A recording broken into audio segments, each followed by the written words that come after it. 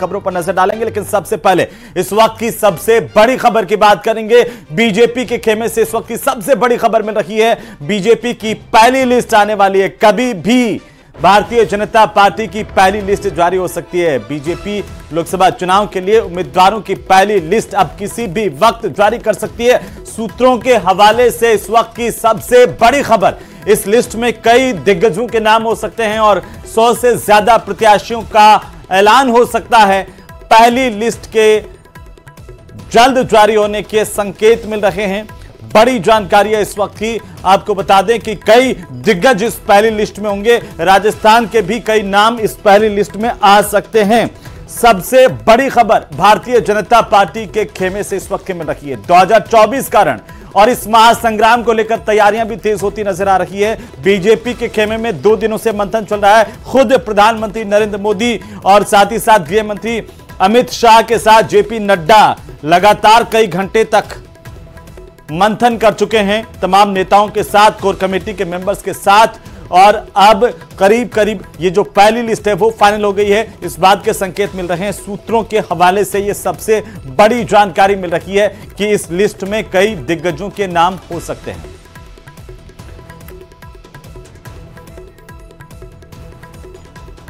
तो पहली लिस्ट और 100 से ज्यादा प्रत्याशियों की घोषणा पहली लिस्ट में हो सकती है। आपको बता दें कि पहली लिस्ट के अंतिम नाम तक पहुंचने के लिए पार्टी की ओर से इस बार कई प्रयोग किए गए हैं और इस लिस्ट को लेकर के बीजेपी की ओर से 2 साल पहले से होमवर्क शुरू किया गया था।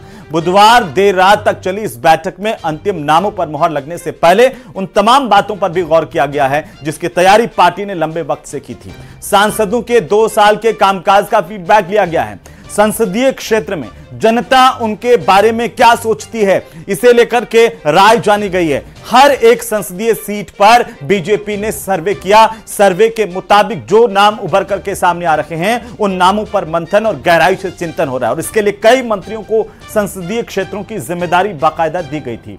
टिकट के बंटवारे में सर्वे रिपोर्ट को भी आधार बनाया गया है। जनता की राय भी उम्मीदवारों की इस लिस्ट में दिखेगी। जनता की भावनाओं, आकांक्षाओं और इनके अनुरूप ही उनका उम्मीदवार अब तय होगा। ये तमाम जो कवायद है वो भारतीय जनता पार्टी की तरफ से की गई है।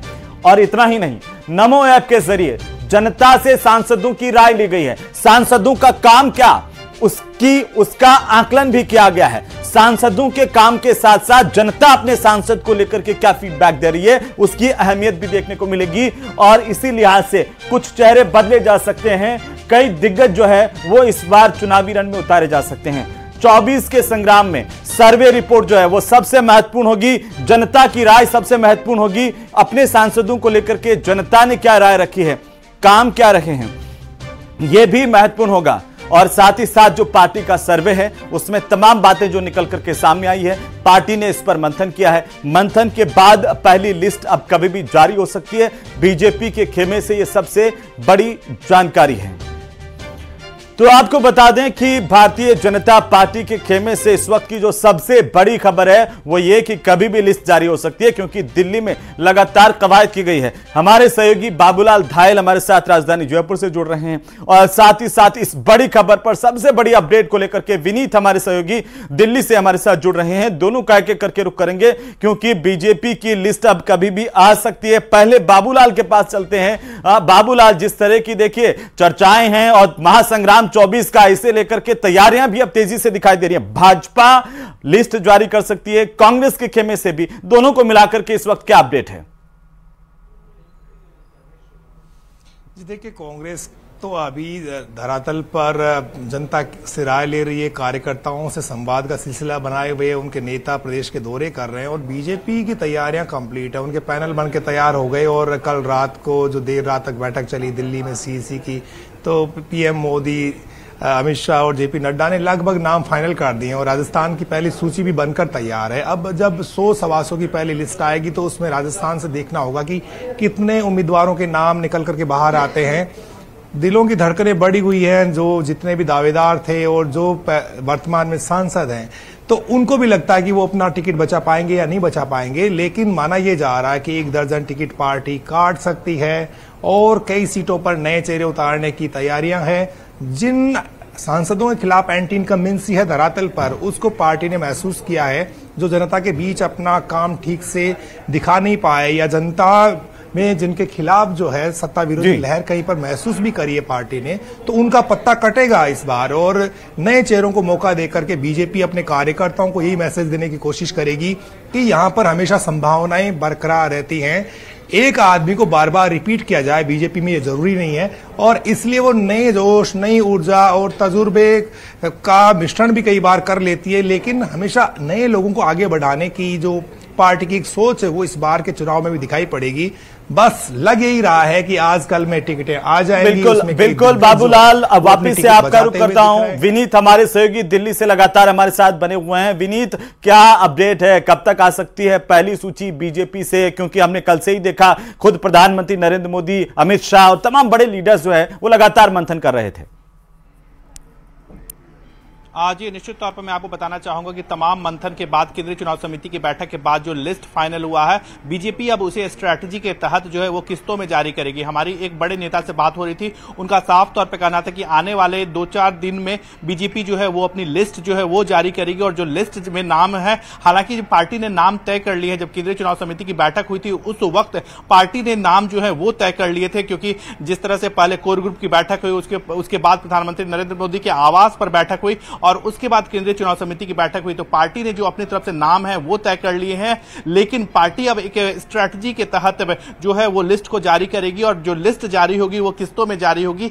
एक साथ जो है सभी नाम जो है वो जारी नहीं किए जाएंगे। एक बड़ी बात यहां पर मैं आपको बताना चाहूंगा कि अगले 24 से 48 घंटे में जो है वो काफी महत्वपूर्ण है और 24 से 48 घंटे के बाद ही यह जो लिस्ट है, सूची जो है वो जारी की जाएगी।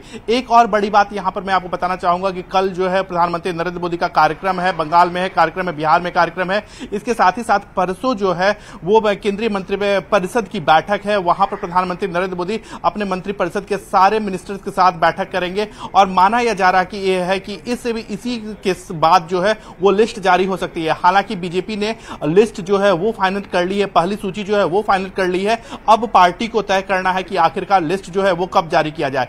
एक बड़ी बात यहां पर मैं आपको बताना चाहूंगा कि जब केंद्रीय चुनाव समिति में चर्चा हो रही थी और जैसा कि हम अपने दर्शकों को लगातार बता रहे हैं कि विभिन्न माध्यमों से फीडबैक जो है वो लिए गए थे, तो निश्चित तौर पर जो फीडबैक लिए गए थे, जिस तरह से हमने देखा कि कई प्रवास योजनाएं चलाई गई थी, विभिन्न में जो संगठन के जो क्लस्टर बनाए गए हैं, इसके साथ ही साथ जो नमो ऐप पर भी जिस तरह से फीडबैक लिया जा रहा था और प्रधानमंत्री नरेंद्र मोदी लगातार यह कहते रहते हैं कि नमो ऐप पर जो है वो लोगों को एक्टिव रहना चाहिए। साथ ही साथ उनका यह भी साफ तौर पर कहना था कि नमो ऐप पर एक्टिव होने के साथ साथ जो जनता से भी उन्होंने एक फीडबैक का मैकेनिज्म जो है वो तैयार किया था।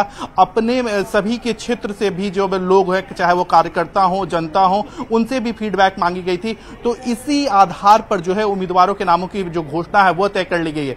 एक बड़ी बात यहां पर मैं आपको बताना चाहूंगा कि राजस्थान की बात करें तो राजस्थान बीजेपी के लिए काफी महत्वपूर्ण हो जाता है। 2014, 2025 और 2019 में बीजेपी ने पूरी सीटें जो है वो यहां पर जीती है और जिस तरह से बीजेपी को 370 सीट का टारगेट जो है वो प्रधानमंत्री नरेंद्र मोदी ने दिया है और इसे पूरा करने के लिए यह जरूरी है कि 2014 और 2019 का प्रदर्शन जो है वो दोहराया जाए। अगर टिकटों के हिसाब से बात करें तो 2014 में जितने सांसद जीते थे उनमें से 6 सांसदों को का टिकट जो है वो पार्टी ने काट दिया था और इस बार अगर बात करें तो 6 सांसद ऐसे हैं जिन्हें पार्टी ने विधानसभा का चुनाव जो है वो लड़वाया था, हालांकि जिसमें 3 जीत गए थे, 3 हार गए थे। इसके साथ ही साथ एक सीट जो है वो हनुमान बेनीवाल की पार्टी को दिया गया था पिछली बार।